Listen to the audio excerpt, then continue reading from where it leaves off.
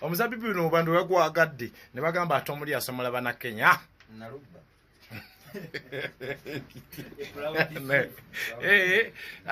Akayimba kano nga kayiseemu nnyo mu bantu ne bakaagala. Kikuwa gundi mwaganya gw'omwana ali eyo naawe okubba. Oba okuyiiya ennyo. Okubba lwakuba nti ffe wano mu art one artist. Art ene mistake ne art is a design. Gati nabba nenyongeramu nengattagatta nsoyo nenkuba hiti kwendya. Kituufu. Sibasegeeza bubbi si kibi. Naye obbi oti. Obayo ddi Biswanka. Osomolayo ddi.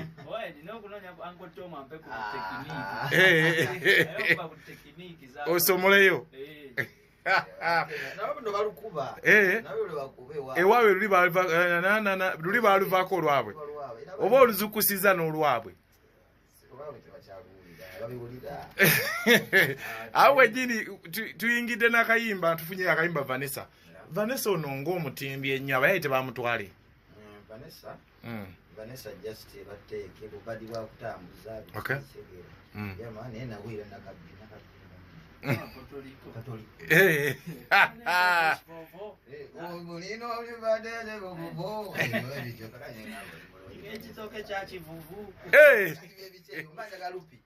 Omuntu wa wansi babawo akantu koyinza owulira mbazungu n'abayimbi babikola mbawulira n'owulira mulimu fiirwe ekizungu basampulingamu kati n'ogamba kantu kano kandinyumye wenkaza mu Luganda n'enyanguyiza omuntu gwekalanga leeyo kiba kitya bwe kiri osimanyo ni zabibu negaolya no zabibu omuntu wekalanga lwoyo akitegeere bulungi bwe kiri akayinza omunyumira nekamugatta n'asasula nannyingira ekiyimba kye bayita eberebe ky'Abazimbabwe mwe yafuulwa olw'enkoola agala kulaba begeziwaza babayita banya bavubuka wesho kiba esaba atiwo omulungi saagala kulaba begeziwaza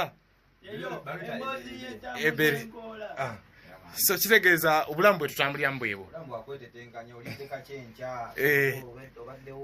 so abasajja tugatesebo okay oli bwagamba nti nno mu ababiri mu product ya Alien Skin abamulimba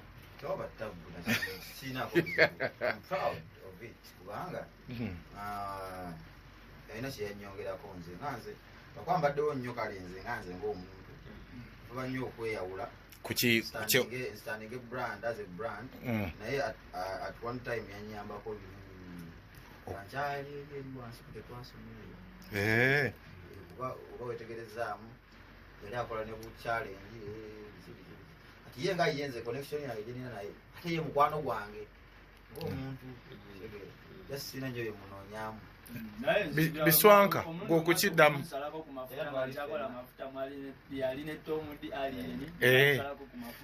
bali bagenda kushe Masaka so ne bansalako nambuuza kiki tugenda yitirawo mukomawo era n'ayitirawo nabakomawo esite ne tukwatagana luvannyuma nankubira lwaki tusalako esite mafuta wali okulaga ekifo ki kale awo ku Masaka musangeeyo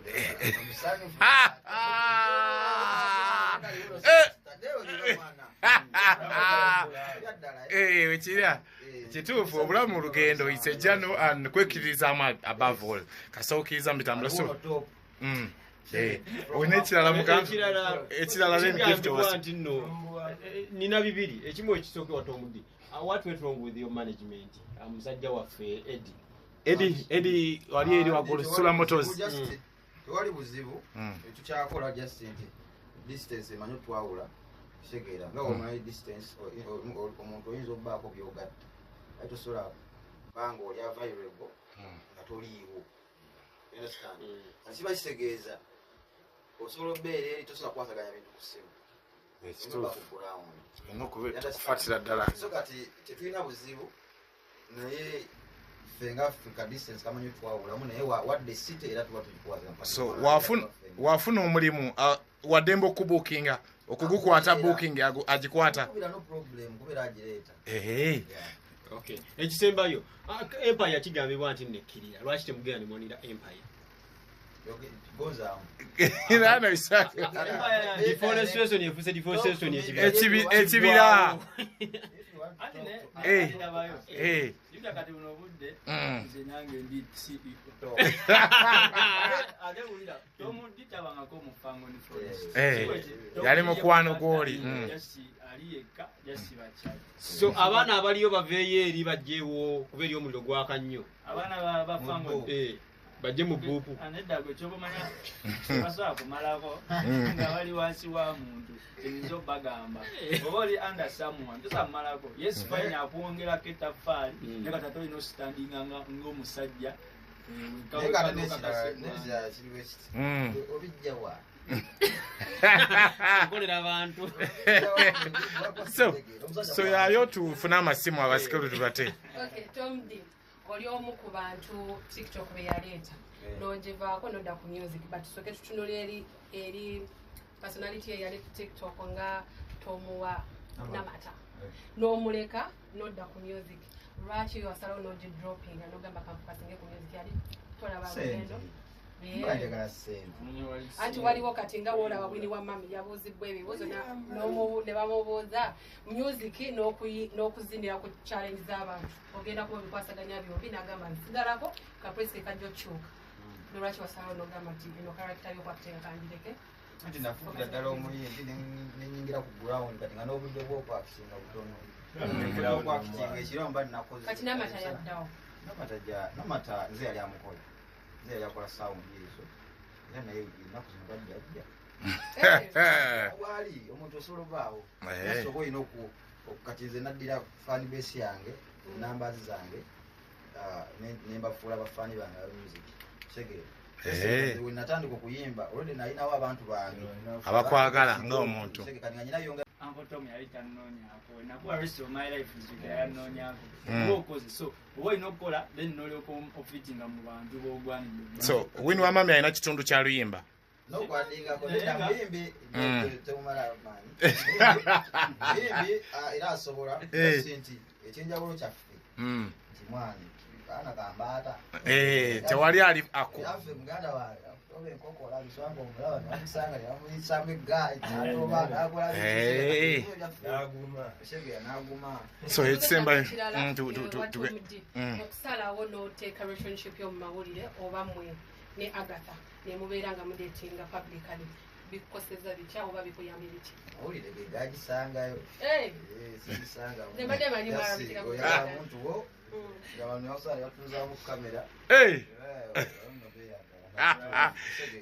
so si kibi samuwanga omuntu omutegedde kale yasinze nganze ng'omuntu kanfula esimu 5 tubate bannayuganda naye nga okubuuza ekibuuzo ng'oli ku mulama tetulina budde njagala ku mulama dakiika seconds 3 ku noti 754 908 obuuza biswanko oba Tomudi oba ffenna abali wano ku noti 754 908 ne noti 700 120011 ntandise naawe sebo gwasoose ogamba otya sebo obale kusiima sebo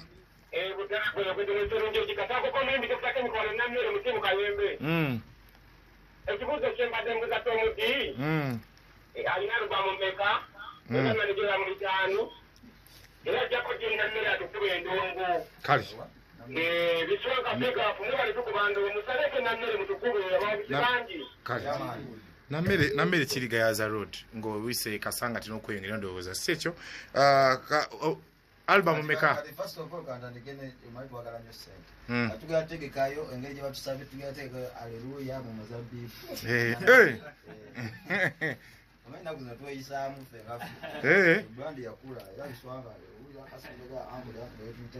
aweetegese ekituufu kikola nnyo ofuna nnyo kingi okusinga byebimu ku byagagawaza no Bobi Wine abamu kye batamanyi manage album ina album ne manager nze nyimba oba olutakamukamu kubako album engeri ennyimba zaffe zetwalwako mwezi gumu tegeera kati nyinza okubawa ate nyinza nange zikubeera mu mwezi gumu webale kusiima nabbinga agamba atya taata